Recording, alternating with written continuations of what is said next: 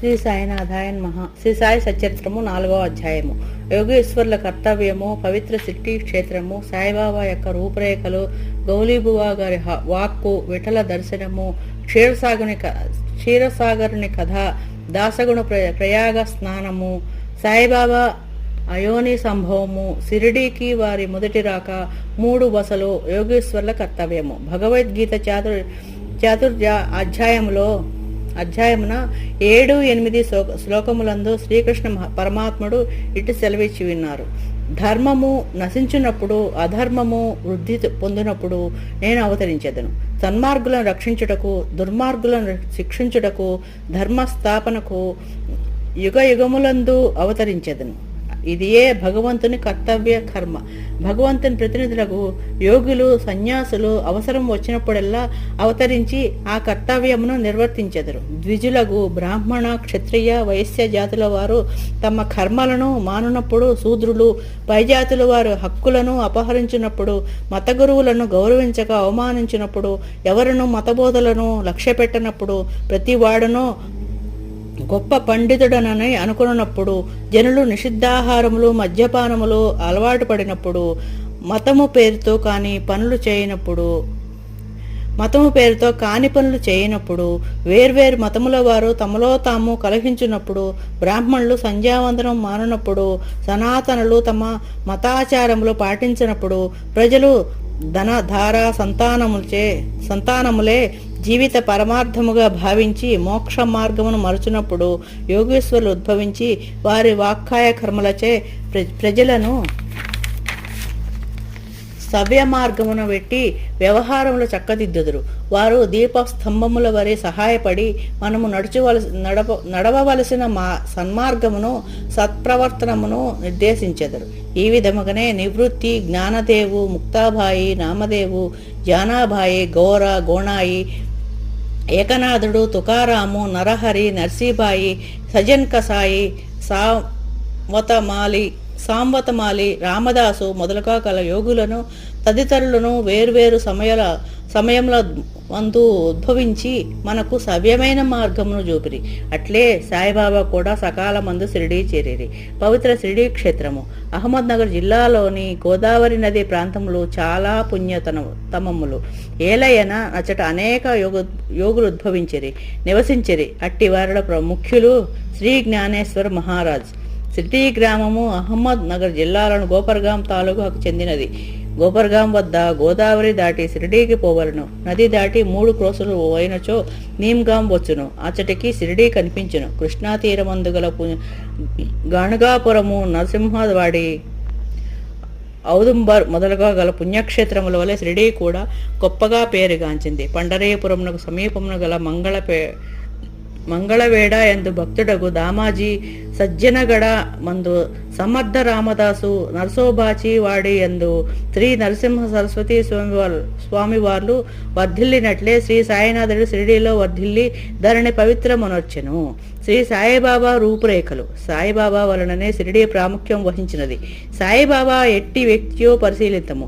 వారు కష్టతరమైన సంసారమును జయించిన వారు. శాంతియే వారి భూషణము. వారు జ్ఞానమూర్తులు, వైష్ణవ భక్తుల కిల్లు వంటి వారు. ఉదార స్వభావములు, సారములోని సారాంశం వంటి వారు. నశించి వస్తువులందే అభిమానము లేనివారు. ఎల్లప్పుడూ ఆత్మసాక్షాత్కారమందే మునిగి ఉండేవారు. భూలోకమందు గాని స్వర్గలోకమందు గాని వస్తువుల యందు అభిమానము లేనివారు. వారి అంతరంగము అద్దము వలె స్వచ్ఛమైనది. వారి వాక్కుల నుండి అమృతము స్రవించుచుండెను. గొప్పవారు, బీదవారు వారికి సమానమే. వారు మానవమానాలను లెక్కించిన వారు కారు. అందరికీ వారు ప్రభు. అందరితో కలిసిమెలిసి ఉండేవారు. ఆటలు గాంచెడివారు, పాటలను వినుచుండేవారు. కానీ సమాధి స్థితి నుండి మరలువారు కారు. ఎల్లప్పుడూ అల్లా నామము ఉచ్చరించుచుండేవారు. ప్రపంచమంతా మేలుకొరినప్పుడు వారు యోగ నిద్ర ఎందు ఉండేవారు. లోకము నిద్రించినప్పుడు వారు మెలకువతో ఉండేవారు. వారి అంతరంగము లోతైన సముద్రం వలె ప్రశాంతము. వారి ఆశ్రమము, వారి చర్యలు ఇతివిద్ధముగా నిశ్చయించుటకు వీలు కానివి. ఒకచోటనే కూర్చుండి ఉన్నప్పటికీ ప్రపంచమంతా జరుగు సంగతులన్నీ వారికి తెలియను. దర్బారు ఘనమైనది. నిత్యము వందల కొలది కథలు చెప్పునప్పటికీ మౌనము తప్పెడివారు కారు. ఎల్లప్పుడూ మసీదు గోడకు ఆనుకొని నిల్చువారు, లేదా ఉదయము మధ్యాహ్నము సాయంత్రము లెండి తోట వైపు గాని చావడి వైపు గాని పచాలు చేయుచుండెడివారు. ఎల్లప్పుడూ ఆత్మధ్యానమునందే మునిగి ఉండేవారు. సిద్ధపురుషులైనప్పటికీ సాధకుని వలె నటించువారు. అణకువ నమ్రత కలిగి అహంకారము లేక అందరినీ ఆనందపజేయవారు. అట్టివారు సాయిబాబా. షిరిడి నేల వారి పాదస్పర్శసే గొప్ప ప్రాముఖ్యం పొందినది. జ్ఞానేశ్వర మహారాజు అళందిని వృద్ధి చేసినట్లు, ఏకనాథుడు పైఠానను వృద్ధి చేసినట్లు శ్రీ సాయిబాబా షిరిడిని వృద్ధి చేసెను. షిరిడిలోని గడ్డి రాళ్లు పుణ్యం చేసుకున్నవి. ఏలైన బాబా పవిత్ర పాదములను ముద్దు పెట్టుకుని వారి పాదతుడి తలపైన వేసుకొనగలిగినవి. షిరిడి మా వంటి భక్తులకు పండరీపురము, జగన్నాథము, ద్వారకా, కాశీ, రామేశ్వరం, బదరీ, కేదార్, నాసిక్, త్రయంబకేశ్వరము, ఉజ్జయిని, మహాబలేశ్వరము, గోకర్ణముల వంటిదైనది. షిరిడి సాయిబాబా స్పర్శయే మాకు వేద పారాయణ తత్వము. అది మాకు సంసార బంధముల సన్నగిల చేసి ఆత్మ సాక్షాత్కారమును సులభ సాధ్యము చేయును. శ్రీ సాయి దర్శనమే మాకు యోగ సాధనముగా నుండెను. వారితో సంభాషణ మా పాపమును తొలగించుచుండెను. త్రివేణి ప్రయాగల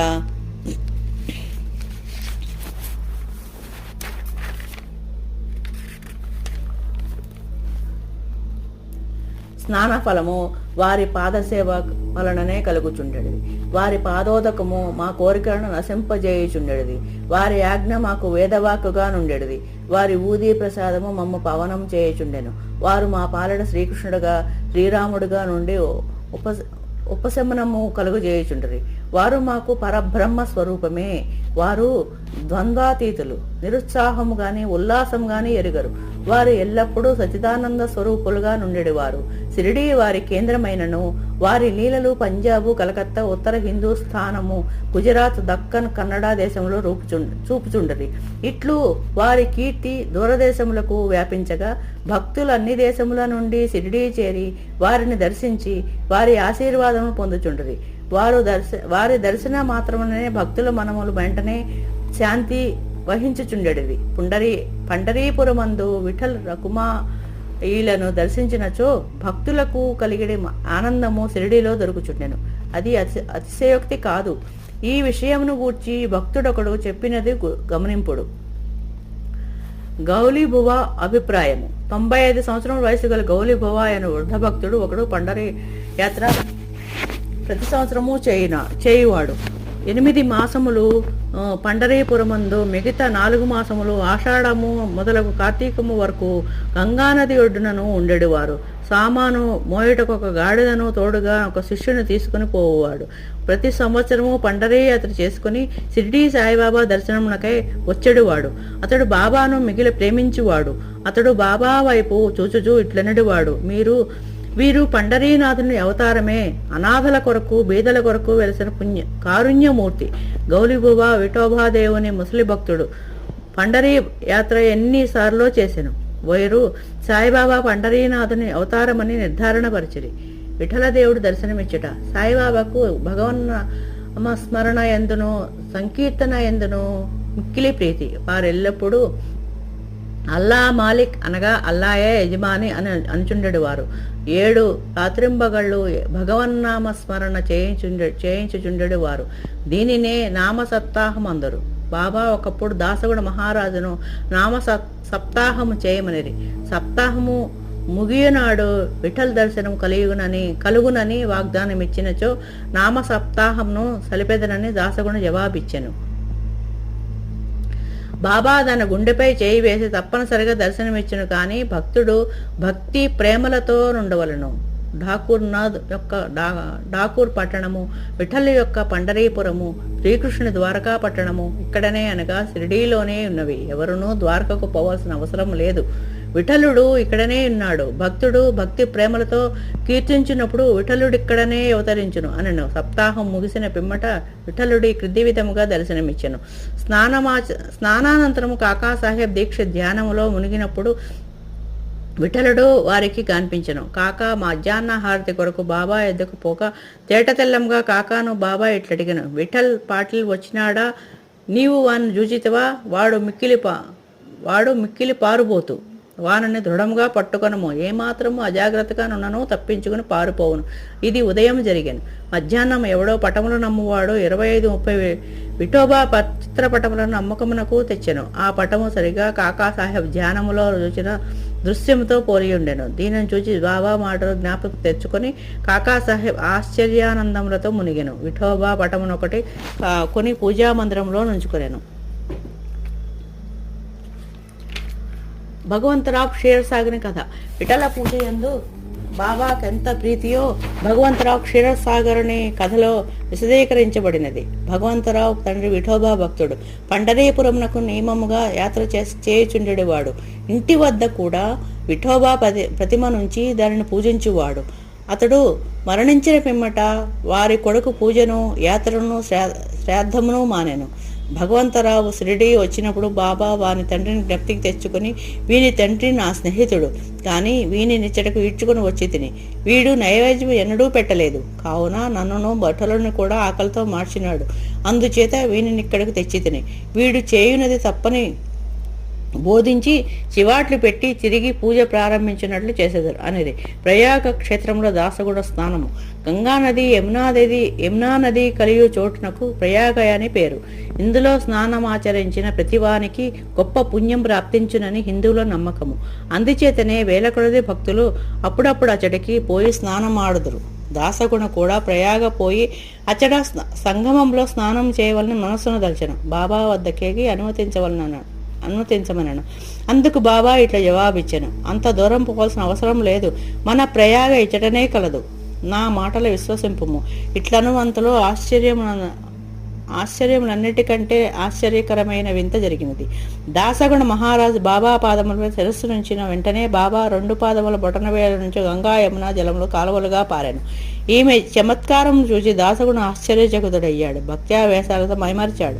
కన్నులు ఆనందాశ్రవులతో నిండాయి. అతని హృదయంలో ఉప్పొంగిన కవితావేశం శ్రీ సాయిలీలా గానారూపంలో పెళ్ళుకింది. బాబా అయోని సంభవుడు. షిరిడీ మొట్టమొదట ప్రవేశించుట. సాయిబాబా తల్లిదండ్రులను గూర్చి గాని, జన్మము గూర్చి గాని, జన్మస్థానమును గూర్చి గాని ఎవరికీ ఏమీ తెలియదు. ఎందరో పెక్కుసార్లు ఈ విషయమును కనుగొనుటకు ప్రయత్నించిరి. పలుసార్లు ఈ విషయముగా బాబాను ప్రశ్నించిరి, కానీ ఎట్టి సమాధానము గాని సమాచారం గాని పొందకుండరి. నామదేవ్ కబీర్ సామాన్య మానవుల వలె జన్మించి ఉండలేదు. ముత్యపు చిప్పలలో ఉన్న పాపల వలె లభించరి. నామదేవుడు భీమారథి నదీ తటమున గోణాయికి కనిపించెను. కబీరు భాగీరథి నదీ తటమున తమాలకు కనిపించెను. అట్టిదే సాయి జన్మ వృత్తాంతము. భక్తుల కొరకు బాబా 16 ఏళ్ళు బాలుడుగా షిరిడీలోని వేప చెట్టు కింద అవతరించెను. బాబా అప్పటికే బ్రహ్మ జ్ఞానిగా గాన్పించెను.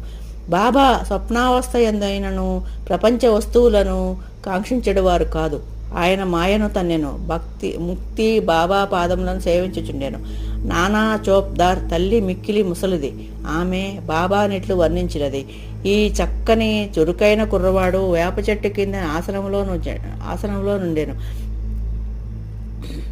శీతోష్ణములను లెక్కింపక ఎంతటి చిన్నవాడు కఠిన తపమాచరించుట, సమాధిలో మునుగుట చూచి గ్రామస్తులు ఆశ్చర్యపడిరి. ఆ బాలుడు పగలు ఎవరితో కలిసడివాడు కాదు, రాత్రి అందెవరికి భయపడేవాడు కాదు. చూచిన వారు ఆశ్చర్యమగ్నులై ఈ చిన్న కుర్ర వాడెక్కడి నుంచి వచ్చినాడని అడుగసాగిరి. అతని రూపు ముఖలక్షణములు చాలా అందముగా నుండెను. చూచిన వారెల్లరూ ఒక్కసారిగా ముగ్ధులగుచుండ్రి. ఆయన ఎవరి ఇంటికి పోకుండెను. ఎల్లప్పుడూ వేపు చెట్టు కిందనే కూర్చునివాడు. పైకి చిన్న బాలను వలె కనిపించినప్పటికీ చేతలను బట్టి చూడగా నిజముగా మహానుభావుడే. నిర్వ్యామోహము రూపుదాచిన అతని గూర్చి ఎవరికీ ఏమీ తెలియకుండెను. ఒకనాడు ఖండోబా దేవుడు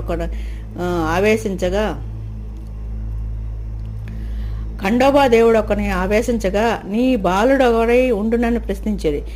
వారి తల్లిదండ్రులు ఎవరని ఎచ్చటి నుండి వచ్చినాడని అడిగిరి. ఆ ఖండోబా గణము యొక్క స్థలమును చూచి గడ్డపారను తీసుకుని వచ్చి ఎచ్చటి తవ్వమనను. అట్టు తవ్వగా అందులో కొన్ని ఇటుకలు వాని దిగువ వెడల్పు రాయి ఒకటి కనిపించెను. ఆ బండను తొలగించగా కిందన ఒక సందు కనిపించెను. అచ్చట 4 దీపములు వెలుగుచుండెను. ఆ సొరంగము ద్వారా ముందుకు పోగా అచ్చట ఒక భూగృహము కనిపించెను. అందులో గోముఖ నిర్మాణములు కర్రబల్లలు జపమాలలు కనిపించాను. ఆ వాలుల చెడ 12 సంవత్సరములు తపస్సు అభ్యసించనని ఖండోబా చెప్పాను. పిమ్మట కుర్రవాని ఈ విషయము ప్రశ్నించగా వారలను మరిపించుచు తది తన గురుస్థానమనయు వారి సమాధి చెట కలదు, కావున నేను దానిని కాపాడవలనని చెప్పాను. వెంటనే దానిని ఎప్పటి వలె మూసివేసిరి. అశ్వత్థ ఉదుంబర వృక్షముల వలె నీ వేప చెట్టును పవిత్రముగా చూచుకొనుచు బాబా ప్రేమించువాడు. మహల్సాపతి తదితర కిరడీలోని భక్తులు దీనిని బాబా యొక్క గురువు గారి సమాధి స్థానమని భావించి సాష్టాంగ నమస్కారం చేసేదరు. 3 వసతి గృహములు, వేప చెట్టును దాని చుట్టూన్న స్థలమును హరి వినాయక సాటే అనువాడు కొని సాటేవాడ అని ఒక పెద్ద వసతి గృహం కట్టించెను. అప్పట్లో షిరిడీకి పోయిన భక్త మండలికి ఒక్కటే నివాస స్థలము. వేప చెట్టు చుట్టూ ఎత్తుగా అరుగు కట్టిరి, మెట్లు నిర్మించిరి. మెట్లు దిగువన ఒక గూడు వంటిది కలదు. భక్తులు భూమండలంపై ఉత్తరాభిముఖముగా కూర్చెనెదరు. ఎవరి చెడ గురు శుక్రవారములు ధూపం వేయుదురు, వారు బాబా కృప వల్ల సంతోషంతో నుండెదరు. ఆ వాడ చాలా పురాతనమైనది కావున మరమ్మతులకు సిద్ధముగా నుండెను. తగిన మార్పులు మరమ్మతులు సంస్థానము వారు చేసిరి. కొన్ని సంవత్సరాల పెంబడ దీక్షిత్ వాడ అని పేరు ఇంకొక వసతి గృహము కట్టబడినది. న్యాయవాది అయిన కాకాసాహెబ్ దీక్షిత్ ఇంగ్లండ్కు పోయాను. అచ్చట రైలు ప్రమాదంను కాలుకుంటుబడను. అది ఎంత ప్రయత్నించినను బాగు కాలేదు. తన స్నేహితుడు నానాసాహెబ్ చందోర్కర్ షిరిడీ సాయిబాబాను దర్శించమని సలహా ఇచ్చాను. 1909 సంవత్సరమున కాకా షిరిడీకి పోయాను. బాబా దర్శనయ్య మాత్రమున అమితానందపరచుడే షిరిడీలో నివసించుటకు నిశ్చయించుకున్నాను. కాలు కుంటితనము కన్నా తన మనసులోని కుంటితనము తీసివేయమని బాబాను ప్రార్థించెను. తన కొరకును ఇతర భక్తులకును పనికి వచ్చినట్లు ఒక వాడాను నిర్మించెను. 10/12/10 సంవత్సరం తారీఖున ఈ వాడా కట్టడకు పునాది వేసిరి. ఆనాడే 2 ముఖ్యమైన సంఘటనలు జరిగాను. దాదాసాహెబ్ కాపర్డేకు తన ఇంటికి పోవుటకు బాబా సమ్మతి దొరికెను. చావడిలో సేజ్ హారతి ప్రారంభమైన దీక్షిత్ వాడ పూర్తి కాగానే 1911 సంవత్సరంలో శ్రీరామనవమి సమయమందు శాస్త్రోక్తముగా గృహప్రవేశము జరిపిరి. తరువాత కోటేశ్వరుడును నాగపూర్ నివాసినకు బూటి మరి ఒక పెద్ద రాతి మేడను నిర్మించాను. అతడు చాలా ద్రవ్యం దీని కొరకు వెచ్చించిన ద్రవ్యం అందు నిజమునకు సార్థకమయ్యాను. ఏలయన బాబా గారి భౌతిక శరీరం అందులో సమాధి చేయబడినది. దీనినే సమాధి మందిరం అందరు. ఈ స్థలములో మొట్టమొదట పూల తోట ఉండెను. ఆ తోటలో బాబాయే తోటమాలిగా మొక్కలకు నీళ్లు పోయటం మొదలగును చేసేవారు. ఇట్లు 3 వాడాలు కట్టబడెను. అంతకు ముందిచ్చట ఒక వసతి గృహం కూడా లేకుండెను. అన్నిటికంటే సాటేవాడ మొదటి రోజులలో అందరికీ చాలా ఉపకరించుచుండెను. 4వ అధ్యాయం సంపూర్ణము. సద్గురు శ్రీ సాయినాథార్పణమస్తు. శుభం భవతు.